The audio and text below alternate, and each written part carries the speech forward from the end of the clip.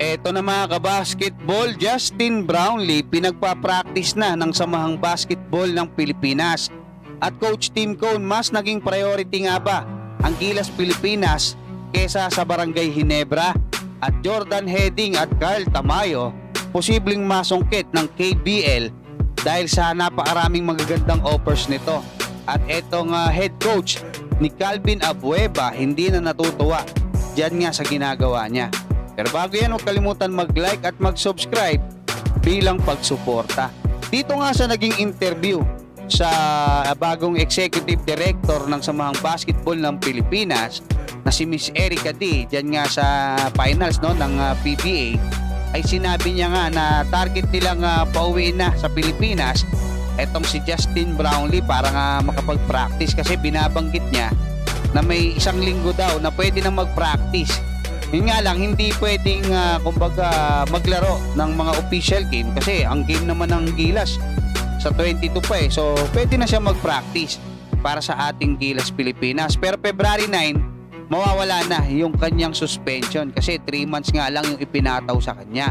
Ngayon mga kabasketball, nagkaroon pala ng pag-uusap etong kampo ng SBP sa kayang management ng Barangay Ginebra, kung saan isinit out nga muna nila itong si Justin Brownlee o hindi muna pinaglaro dito nga sa ongoing na conference na nasa finals na ngayon, para if ever matatap ng Gilas Pilipinas itong si Justin Brownlee, depende sa kanyang magiging hatol kasi magiging retroactive din yan. At nakikita natin dito talagang pinagplanuhan nila at inihanda nila itong si Justin Brownlee para sa ating Gilas Pilipinas. Ngayon, doon sa tanong kung naging priority ba ni Coach Tim Cone itong Gilas Pilipinas kaysa sa Barangay Ginebra, siguro masasabi natin sa ngayon, kasi may injury din naman pinagpahinga nila itong si Justin Brownlee. Siguro parang pagbibigay na rin ng incentive yon kay Justin Brownlee na itong conference na to, sige, huwag ka muna maglaro.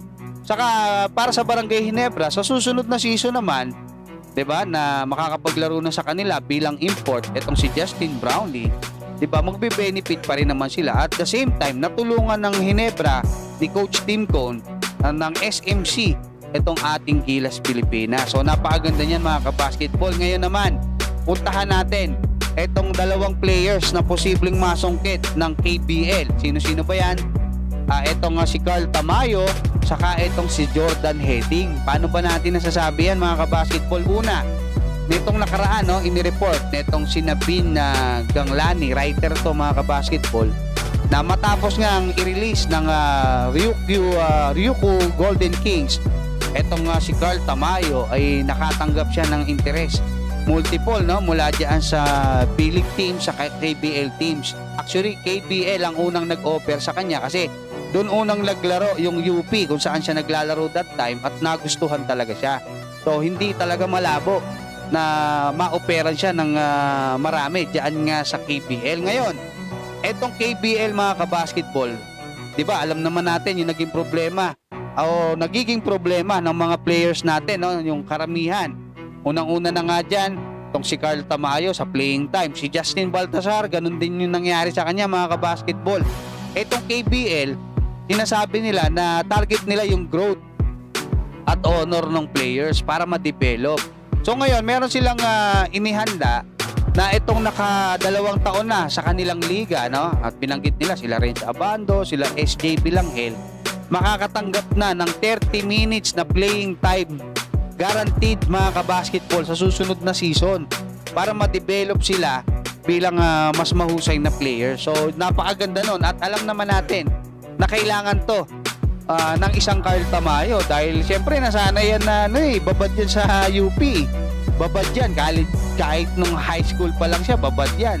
So yun yung sinasabi natin, at marami pa maraming magagandang offers itong KBL mga kabasketball. Kasama na nga dyan pati pala pamilya nila libre doon sa mga plane tickets, di ba, pabahay, sasakyan, di ba, pati pagkain, etc.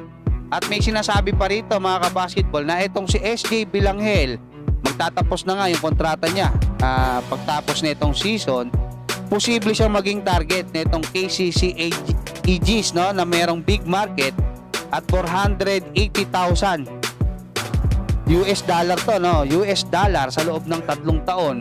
O sa piso mga kabasketball, may higit 26 million yung pwedeng sahurin netong si SJB Langel. So lumalaban talaga sila diyan nga sa Japan B-League. Ngayon naman, bakit si Jordan Heading? Si Jordan Heading kasi mga kabasketball, naglaro sa Gilas, consider din as local player, no?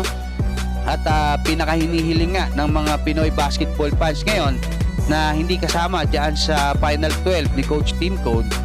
Posible talaga na magka-interest. Kakaalis lang nito diyan nga sa Japan B-League.